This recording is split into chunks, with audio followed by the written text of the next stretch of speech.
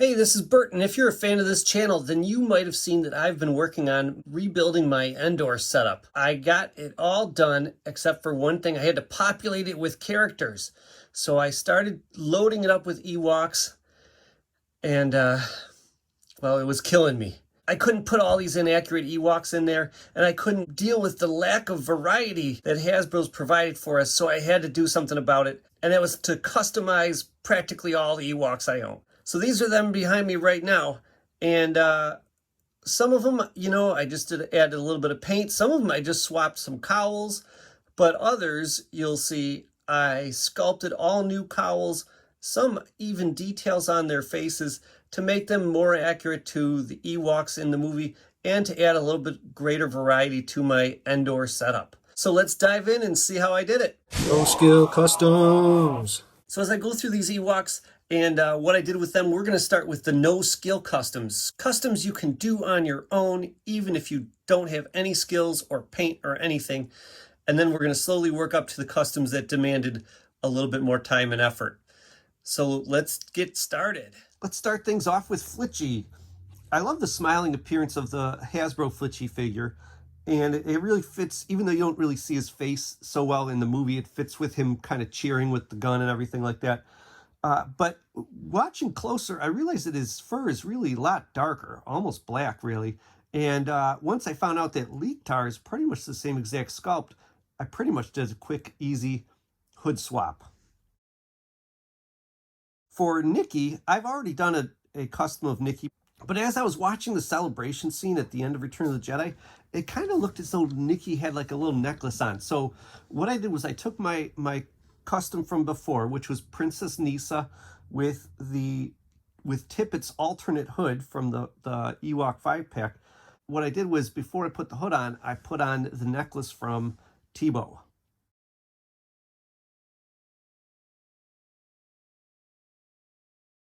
It would be ideal to make Wuda from a Lumat figure because they look very similar. But due to the rarity and cost of Lumat, I instead used a Legacy Collection No APAC figure with a slightly modified hood from Ramba. So I just took Ramba's hood and literally cut it with scissors at the bottom a little bit to make it match. Now I did, I'll admit, go and dry brush, but this custom looks pretty good on its own without even dry brushing. I just dry brushed a little bit of lighter gray. But you don't even need to do that. Then there's these two Ewoks that look like old men to me. I don't know, they're like elder Ewoks or something like that. I'll get to one a little bit later, but this one right here, I don't think he has a name, but I thought he did look very similar to Chief Chirpa. So I simply took Chief Chirpa and put Grok's hood on. Now I did sculpt a little bit. He's got this little thing dangling off to the side, but I don't even think that's very necessary to make this figure. So you could get away with just simply doing the hood swap. Next is Lekotup. Now, you might have actually already done this one already because it's kind of an obvious one. If you're like me and you bought a bunch of Ramba and Grok figures way back in the day, because they were fairly common. Plus, it was a 2-for-1 deal because it was a 2-pack, All you got to do is just simply take Grok's hood and put it on the Ramba figure, and you have what essentially looks like a Lekotup. Now, one of the things that makes Warrock distinguishable from the other Ewoks are the scraggly feathers on the side of his hood. And when they made the Legacy Collection Warrock figure, they didn't really do that. And so all I did, just a real simple thing, I have like fake feathers at my house because I have every craft supply known to man here. I just took a black feather and I just kind of trimmed the edges and cut off the tip and kind of stuck it in the ear hole of Warrock. And to me, that makes it look a lot more like the real character from the movie. Now we're getting into figures that I had to do a little bit of painting for. Grok and Ramba are the basis for many of the customs on this list simply because they're the easiest modern Ewoks to come by, as I was just talking about. This time, I'm actually just using Grok, but as himself. And here, to make him more accurate, because he's really not accurate at all, I dry brushed light gray and white to make his stripes, which were practically non-existent on the real figure, to make them more pronounced. Next, I wasn't totally happy with the 2010 Vintage Collection Wicket. I loved it, but it wasn't perfect.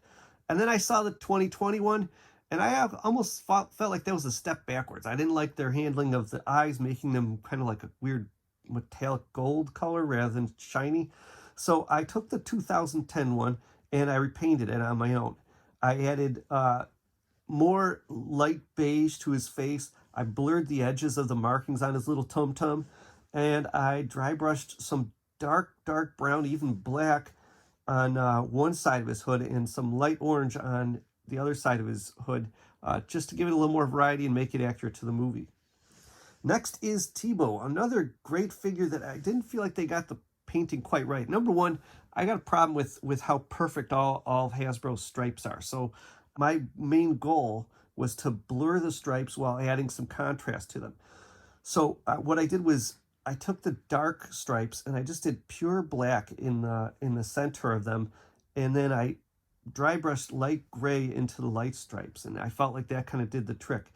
His cowl needed some weathering too, so I just added some little painted details and a wash of kind of a darker brown to make all the wrinkles and creases stand out and for him to look a little more natural and dirty. Next is low gray. Now, I kind of felt like low gray had to be lightened overall.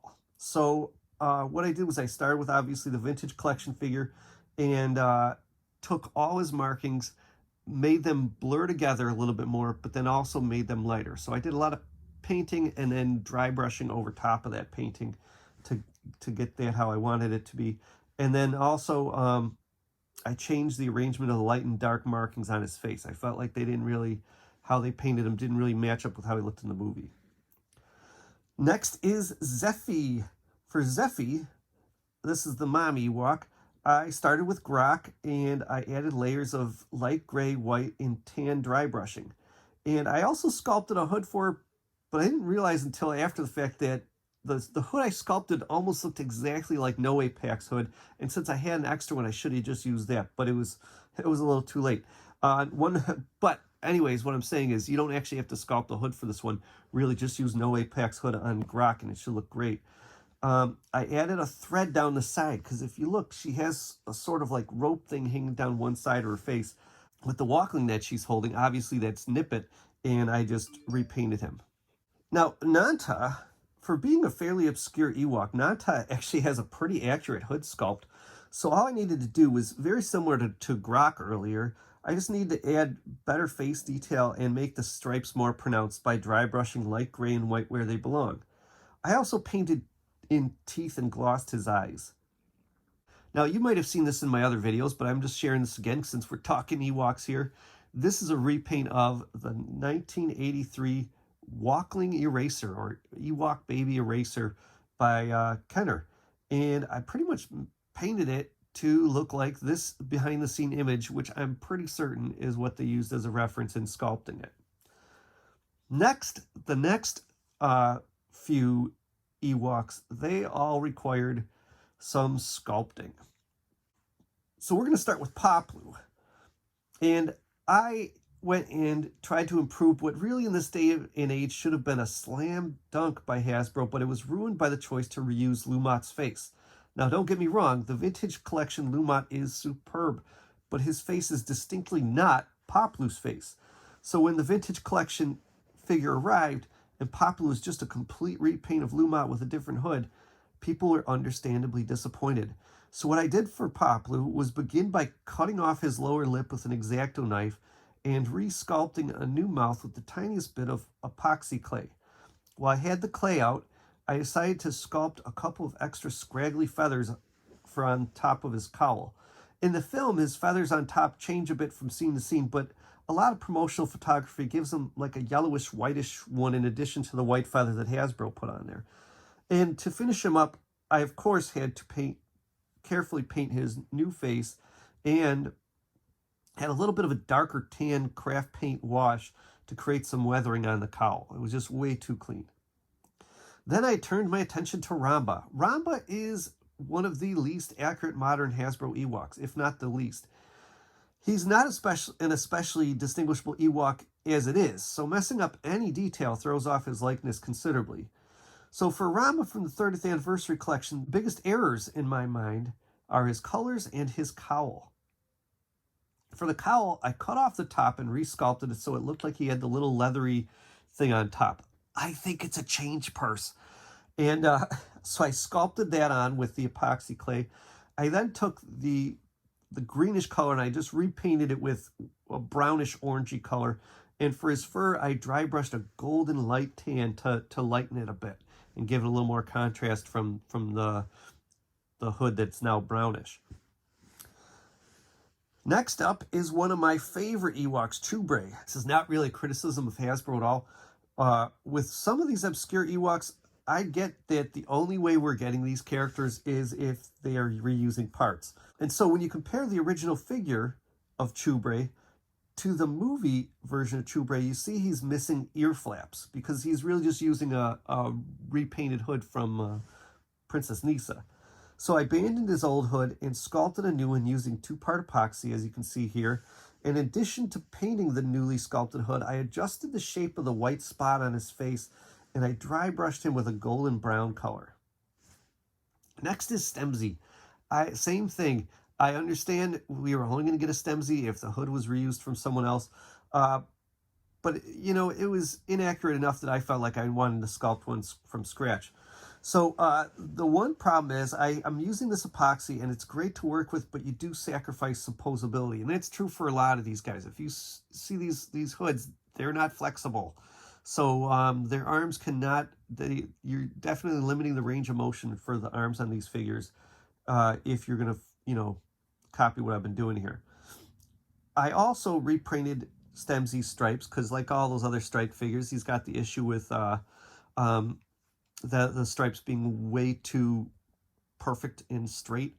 And then I also thought that they didn't have enough contrast, so I tried to boost the contrast a little bit. Here's the other old man Ewok that I was talking about. The guy kind of looks like he's got a mustache because he's got a little bit of white fur, even though the rest of him is kind of like a tannish fur. And for this guy, he's also the one that's seen smoking while C-3PO is telling the story. And for this one, I used Ramba and sculpted a hood with a feather. And I did some ochre dry brushing over the whole figure.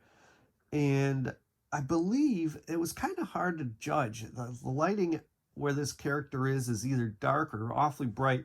And so some shots, his hood almost looks greenish, but I think, this is just my opinion here, I believe it's actually more of a wine-colored hood that he has on. So I went almost kind of purple with this guy's hood here. Next is Brett Hupp, again, one of my favorite Ewoks.